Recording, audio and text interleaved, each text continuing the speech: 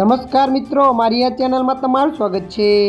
લોકપ્રિય શો તારક મહેતા કા ઉલ્ટા ચશ્મા છેલ્લા 16 વર્ષોથી દર્શકોનું મનોરંજન કરી રહ્યો છે, પરંતુ અનેક વખતે વિવાદમાં આવી ચૂક્યો છે।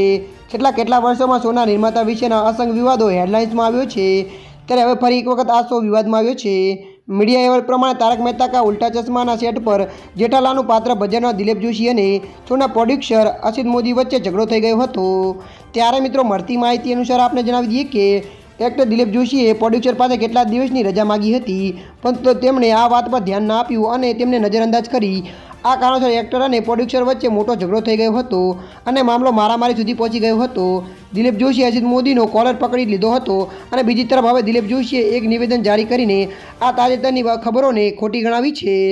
ત્યારે મિત્રો, હાલ માટે આટલું। મળીશું નવી અપડેટ સાથે। જો વિડીયો તમને પસંદ આવે, લાઇક, શેર અને સબસ્ક્રાઈબ કરી નાખજો। ધન્યવાદ।